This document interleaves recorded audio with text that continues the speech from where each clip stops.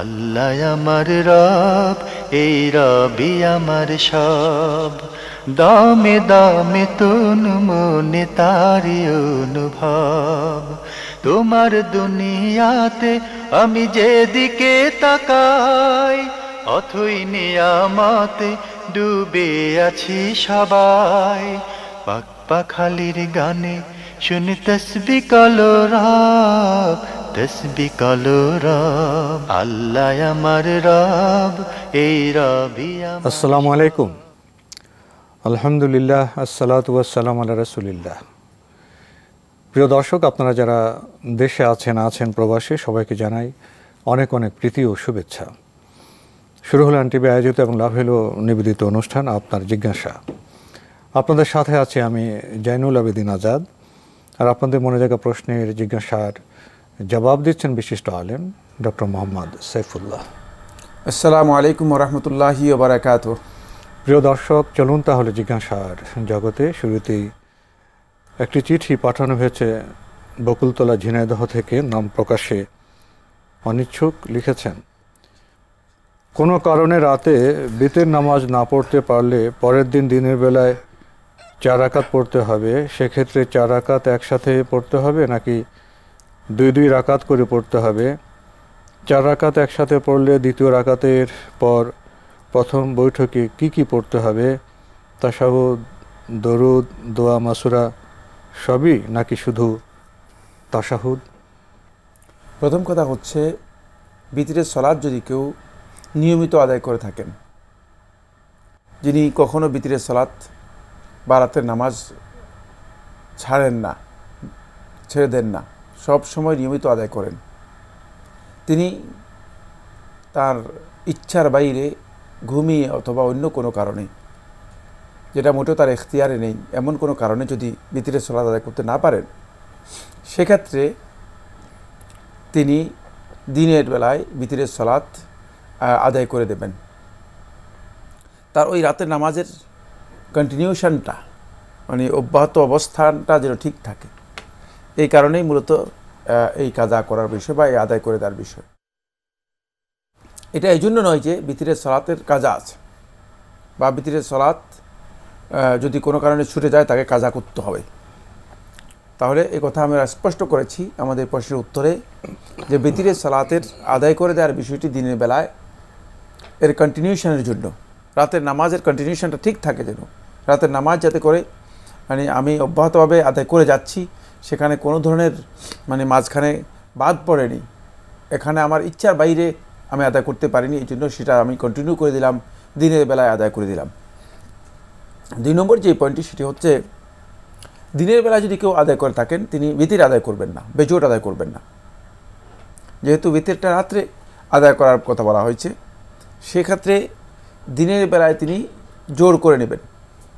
তার রাতের নামাজ যদি 11 রাকাত হয়, তিনি দিনের বেলায় 12 রাকাত পড়বেন।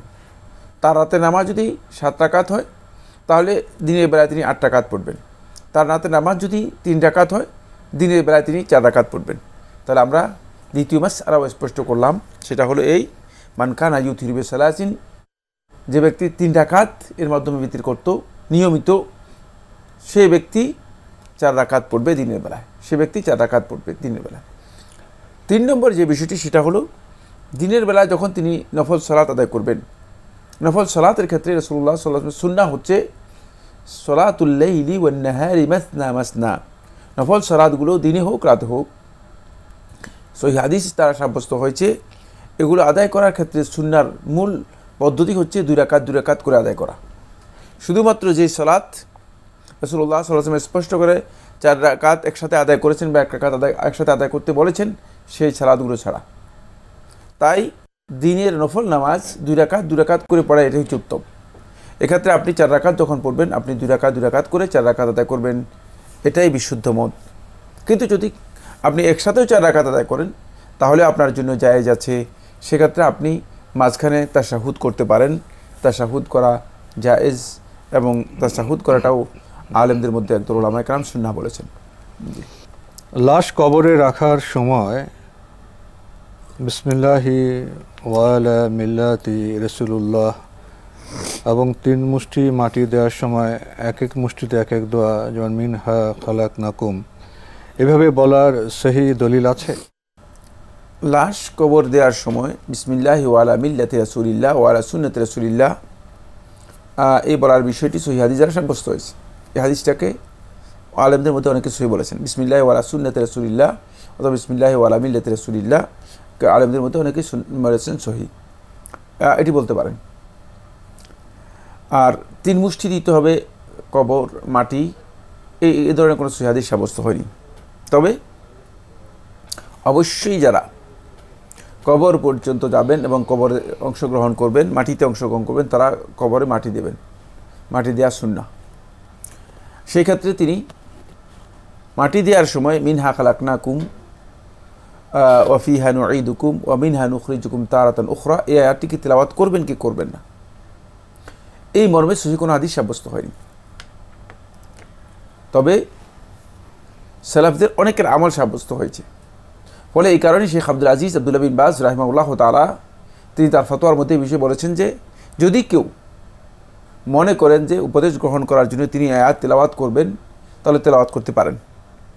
কারণ আলেমদের কেউ কেউ এটাকে মুস্তাহাব বলেছেন, তবে মিনহা খালাকনাকুম ওয়া ফিহা নুঈদুকুম ওয়া মিনহা নুখরিজুকুম তারাতান উখরা, মানে এইভাবে এই সময় এই আয়াত তেলাওয়াত করতে হবে, কোনো সহিহ হাদিস দ্বারা প্রমাণিত হয়নি,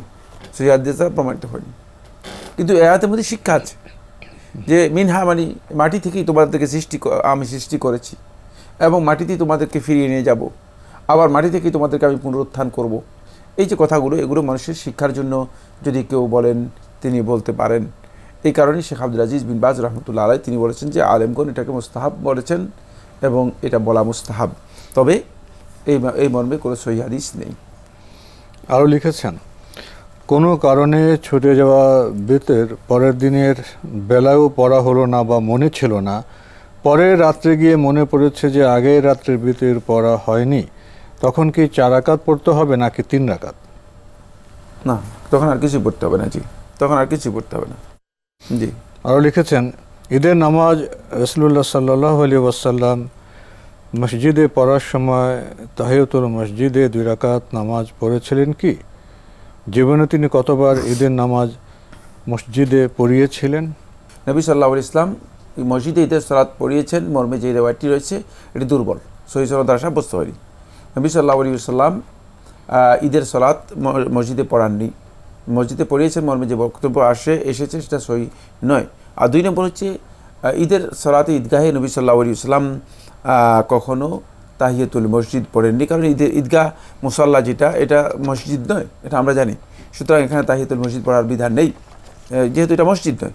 কিন্তু যদি মসজিদে কেউ ঈদের সালাত আদায় করে তাহলে তিনি অবশ্যই মসজিদে গিয়ে তাহিয়াতুল মসজিদ পড়বেন, যেহেতু মসজিদে বসার আগে তাহিয়াতুল মসজিদ না পড়ে মসজিদে বসতে রাসূলুল্লাহ সাল্লাল্লাহু আলাইহি ওয়াসাল্লাম নিষেধ করেছেন। এটা মসজিদের আদবের লঙ্ঘন। আর বাকি নবী সাল্লাল্লাহু আলাইহি ওয়াসাল্লাম তার জীবনে আমরা জানি যে নবী সাল্লাল্লাহু আলাইহি ওয়াসাল্লামের সময় ঈদ ফরজ হয়েছে 2য় হিজরি সনে। নবী সাল্লাল্লাহু আলাইহি ওয়াসাল্লাম 2য় হিজরি সন থেকে আরম্ভ করে প্রায় 10টি ঈদ নবী সাল্লাল্লাহু আলাইহি ওয়াসাল্লাম পেয়েছেন। আমরা জানলাম বিষয়টি সম্পর্কে। প্রিয় দর্শক, আমাদের হাতে একটি চিঠি পাঠানো হয়েছে ব্যাংক কলোনি পাটুরিয়াবাগ, ঢাকা থেকে। আগের চিঠি অনেক প্রশ্ন লিখেছেন। যে সবচেয়ে বেশি নফল ইবাদত করে সেই কি সবচেয়ে বেশি তাকওয়াবান? না, এই বক্তব্য শুদ্ধ নয়। নফল ইবাদত করলে তিনি আল্লাহ রাব্বুল আলামিন নিকট লাভ করতে পারবেন, কিন্তু নফল ইবাদতের আধিক্যের উপর নির্ভর করে মানুষের তাকওয়া মানদণ্ড নির্ধারণ করা হবে, এ কথা সঠিক নয়। তাকওয়ার বিষয়টি মানে আমার মনে হচ্ছে আমরা যিনি প্রশ্ন করেছেন জীবনের সাথে জড়িত, তো তাকওয়ার বিষয়টি তিনি জানেনই না যে তাকওয়া আসলে কাকে বলা হয় থাকে। এই কারণেই তিনি হয়তো এই প্রশ্নটি করেছেন। কারণ তাকওয়া শুধু নফল ইবাদতের মধ্যে সীমাবদ্ধ নয়, তাকওয়া অনেক মৌলিক বিষয় এবং এটি আল্লাহর বিধানের সকল দিককে অন্তর্ভুক্ত করে আল্লাহ রাব্বুল আলামিন নির্দেশগুলো পালন করা, আল্লাহ সুবহানাহু ওয়া তাআলার নিষেধগুলো থেকে নিজেকে পরিপূর্ণরূপে বিরত রাখা, এই দুইয়ের সকল দিক তাকওয়ার মধ্যে অন্তর্ভুক্ত, শুধু নফল ইবাদতের মধ্যে তাকওয়া নয়। আপনি আরও লিখেছেন, আলেমরা তো আল্লাহকে সবচেয়ে বেশি ভয় করে শুনেছি, সাধারণ মানুষরা কি সবচেয়ে বেশি তাকওয়াবান হতে পারবে না? প্রশ্নটা আসলে অনেক ব্যতিক্রমধর্মী প্রশ্ন হয়ে গিয়েছে। প্রথম কথা হচ্ছে আলিমরা আল্লাহ রাব্বুল আলামিনকে সবচেয়ে বেশি ভয় করেন ইলমের কারণে, কোনো সন্দেহ নেই। এ বক্তব্য তো আল্লাহ সুবহানাহু ওয়া তাআলা সূরা ফাতিরের মধ্যে বলে দিয়েছেন, ইন্নামা ইয়াখশাল্লাহা মিন ইবাদিহিল উলামা, যে আল্লাহর বান্দাদের মধ্যে থেকে আলেমরাই আল্লাহকে ভয় করে, কোনো সন্দেহ নেই। কিন্তু প্রথম কথা যেটি, সেটা হচ্ছে এর সাথে আপনি যুক্ত করে দিয়েছেন যে সাধারণ মানুষ তারা কি মানে তাকওয়াবান হতে পারবে না, এটার সাথে এটার মিল নেই কোনো। মানে তাকওয়া মানে বান হওয়া বা মুত্তাকি হওয়া এটা শুধুমাত্র ইলমের বিষয় নয়। মুত্তাকি হওয়াটা মানে ব্যাপক একটি বিষয়। আল্লাহর বান্দাগণ সত্যিকার আল্লাহর বিধানে যদি আনুগত্য করে থাকে এবং আল্লাহ রাব্বুল আলামিনের নির্দেশগুলোকে যথাযথভাবে পালন করে নিষেধগুলো থেকে নিজেকে বিরত রাখে, তাহলে তারা অবশ্যই মুত্তাকি হতে পারবেন না কেন? এখানে আমাদেরকে একটি বিষয় জানতে হবে, সেটা হচ্ছে এই দ্বীনের মৌলিক জ্ঞান অর্জন করা। এটা এক প্রকারের ইবাদত। আর এই মৌলিক জ্ঞান অর্জন না করে তো আপনি আল্লাহ তাআলার বান্দাও হতে পারবেন না, আল্লাহ রাব্বুল আলামিন তাকওয়া অবলম্বন করতে পারবেন না। আর আপনি হারাম সম্পর্কে না জানলে হারাম থেকে বাঁচতে পারবেন না। ফরজ সম্পর্কে না জানলে আপনি ফরজ কাজ করতে পারবেন না। হালাল হারাম সম্পর্কে না জানলে হালাল হারামের যে পরিধি আছে, হালাল এবং হারামের যে সীমারেখা আছে, সেই সীমারেখা জানতে পারবেন না।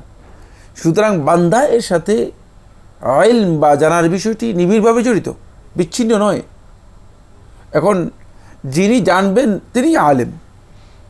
এখন আলেম আপনি চিন্তা করেছেন একটা ভিন্ন গ্রুপের নাম, মানে হয়তো ধারণা, মানে যেই প্রশ্নকর্তার ধারণা হচ্ছে যে আলেম হচ্ছে এই গ্রুপের নাম, আর মুত্তাকি হচ্ছে এই গ্রুপের নাম, আর আল্লাহর বান্দা হচ্ছে এই গ্রুপের নাম। আসলে এটা করে আলাদা গ্রুপ নয়।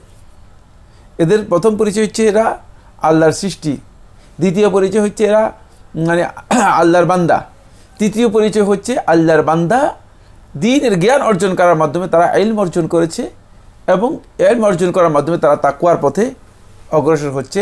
তাদের মধ্যে কেউ মুত্তাকি এর মানে উত্তীর্ণ হয়েছে, কেউ মুত্তাকি এর মানে উত্তীর্ণ হতে পারেনি। সুতরাং আপনার প্রশ্নটা মানে এইখান থেকেই বুঝতে পারবেন যে আমি যে কথাগুলো বলেছি, এখান থেকে বুঝতে পারবেন যে আপনার প্রশ্নটা কোথায় বড় ধরনের গ্যাপ ছিল। আপনি যেভাবে বলেছেন সেভাবে এই প্রশ্নটি যথার্থ নয়, কারণ আপনি তিনটি গ্রুপ করে নিয়েছেন। এখানে এই গ্রুপ করার কোনো সুযোগ নেই। এরা সবাই পরস্পর একটা মানের নাম, আস্তে আস্তে করে সে মানে উত্তীর্ণ হবেন। আপনি আপনার আকাঙ্ক্ষার কথা এভাবে প্রকাশ করেছেন, আমি জান্নাতুল ফেরদৌসে যেতে চাই ও জান্নাতে রাসূল সাল্লাল্লাহু আলাইহি ওয়াসাল্লামের সাথে থাকতে চাই, তো এর জন্য কিভাবে দোয়া করব? এটা কীভাবে দোয়া করবেন যে আমি জান্নাত, আল্লাহ আমাকে জান্নাতুল ফেরদাউস দান করো, মানে যাতে করে আমি আল্লাহ নবী সাল্লাল্লাহু আলাইহি ওয়াসাল্লামের সাহায্য লাভ করতে পারি, কাছে থাকতে পারি। এভাবে দিতে পারেন, আল্লাহুম্মা ইন্নী আসআলুকা মুরাফাকাতা নাবিয়্যিকা ফিল জান্নাতিল ফিরদাউসিল আলা, যে ফেরদাউস আলার মধ্যে তোমার নবীর মুরাফাকাত, তাই সাহচর্য যেন আমি থাকতে পারি, সেই দোয়া করি। কিন্তু আরবি হয়তো বলতে পারবেন না, আরবি হয়তো জানেন না, সেক্ষেত্রে আপনি বাংলাতেও করলেও যথেষ্ট হবে। যে কোনো ভাষায়, আপনার ভাষায় আপনি যেভাবে জানেন, কারণ আল্লাহ তাআলাকে বোঝানোর জন্য যদি গ্রামারে ভুল হয়ে যায় তাহলে কোনো অসুবিধা নেই। দুনিয়ার মানুষকে বোঝানোর জন্য হয়তো আপনাকে ধরতে পারে যে এই গ্রামার ভুল হলো কেন, কিন্তু আবার আল্লাহ সুবহানাহু ওয়া তাআলা গ্রামারের প্রয়োজন নেই। গ্রামার এবং বানান ভুলের জন্য আল্লাহ রাব্বুল আলামিন বান্দাদেরকে পাকড়াও করবেন না। জি, উনি যে আকাঙ্ক্ষা প্রকাশ করেছেন, চমৎকার আকাঙ্ক্ষা, এটা তো প্রত্যেক মুসলিম নয়নের মধ্যে এমন আকাঙ্ক্ষা তো বিরাজ করে। কিন্তু এখানে শুধু উনি দোয়ার কথা বললেন, জান্নাতে যাওয়ার জন্য কি শুধু দোয়াই যথেষ্ট হবে? না, ওইটাই তো, মানে আমরা তো জান্নাত এবং বিপদ, সমস্যা, সংকট, চাকরি, তারপরে আগুন, তারপরে অভাব, সব কিছু দূর করার জন্য আমাদের একটাই কাজ, আমরা দোয়া কোথায় পাওয়া যায়? আসলে দুনিয়ার সমস্ত জিনিসের নির্ভর করে আমলের উপর। আমলটাই মানুষের সব কিছুকে পরিবর্তন করে। আমলের সাথে দোয়া, আমল করবে এবং দোয়া করবে, দোয়াকে আমলের অন্তর্ভুক্ত করবে সেটাই। কিন্তু এখানে লোকেরা শুধুমাত্র দোয়া করাকেই নির্দিষ্ট করে নিয়েছে এবং আমলটাকেই তারা দোয়ায় রূপান্তরিত করে নিয়েছে। তারা বলে যে আমল শিখিয়ে দেন, মানে দোয়া শিখিয়ে দেন। দোয়া তো খুবই গুরুত্বপূর্ণ, আগে তো আমল করতে হবে। এই জন্য এই জায়গায় বড় ধরনের মিসকনসেপ্ট রয়েছে। সেটা হলো ইবাদত এর ক্ষেত্রে নাজাতের জন্য, জান্নাতের জন্য, জান্নাতুল ফেরদাউসের জন্য আমাদের করণীয় হচ্ছে আমাদের আগে জানতে হবে যে এর জন্য করণীয় কি, আমল কি, তারপরেই তো আপনি দোয়া করবেন। দোয়া হচ্ছে আপনার এর একটা অনুষঙ্গ, এর সাথে থাকবে আমলের সাথে। কিন্তু আমলে ঠিক থাকলো না, শুধুমাত্র দোয়া করলেন, সেটা শুধু আকাঙ্ক্ষার মতো, অনেকটা আকাঙ্ক্ষার মতো। একটি দীর্ঘ ইমেল পাঠিয়েছেন মিম শিকদার, লিখেছেন, আমি খুব কষ্টের মধ্যে আছি। আমার বিয়ে হয়েছে 2.5 বছর চলছে। আমার শ্বশুর শাশুড়ি আমার সাথে কাজের লোকের মতো আচরণ করেন। বাসায় সব কাজ আমাকে দিয়ে করান, আবার কাজ হয় না বলে খারাপ আচরণ করেন। অসুস্থতা নিয়েও কাজ করতে হয়, বললেও বোঝেন না, উল্টা বাধ্য করেন। স্বামীকে কষ্ট হয় সেটা বলি, কিন্তু সে তার বাবা মার কথার বাইরে যায় না। ইসলাম কি শুধু বাবা মার কথা শোনার জন্য বলেছে? স্ত্রীর কষ্ট, তার ওপর অত্যাচার দেখা কথা বলেনি? আমি অনেক ধৈর্য ধরেছি সংসার ঠিক রাখার জন্য। তাদের বলা সব শর্ত আমি মেনে নিয়েছি, যেমন বাবার বাড়িতে যেতে পারবো না, বাবা মা ভাই অন্য আত্মীয় স্বজনদের সাথে কোনো যোগাযোগ করতে পারবো না। শ্বশুর শাশুড়ি যখন যা বলেছে আমার কষ্ট হয়েছে, তাও করেছি, মেনে নিয়েছি। কিন্তু 2.5 বছর হয়ে গেছে, তাদের আচরণে কোনো পরিবর্তন নেই, বরং দিন দিন আমার উপর মানসিক জুলুম করছে। স্বামী নীরব থাকে, কিছু বলে না। আমি এই কষ্ট, তাদের এই মানসিক নির্যাতন মেনে নিতে পারছি না। এখন যদি আমি এই সংসার না করি, চলে যাই, সেটা কি আমার জন্য ঠিক আছে? এই জন্য কি আমার কোনো গুনাহ হবে? আমি এখন কি করব? এ বিষয়ে ইসলাম কি বলে? ধন্যবাদ আপনাকে। আপনার জন্য জায়েজ আছে যদি আপনি এখানে সংসার করতে না পারেন, যে কন্ডিশন আপনি উল্লেখ করেছেন সেটা যদি সঠিক হয়ে থাকে, আপনার বক্তব্য ঠিক থাকলে, তাহলে আপনি ইচ্ছা করলে মানে নিয়ম অনুযায়ী খোলায়ের মাধ্যমে হতে পারে, অথবা কোর্টের মাধ্যমে আপনি ডিভোর্স নিয়ে চলে যেতে পারেন। আপনার জন্য জায়েজ আছে, না জায়েজ না। মানে ইসলাম কাউকে বাউন্ড করে না যে জুলমের মানে থেকে নিজের সুযোগ আছে বেরিয়ে যাওয়ার, না তারপর আমি মাজলুম হব, তারপরে এখানে আমি থাকবো। ইসলাম এটাকে বাধ্য করে না।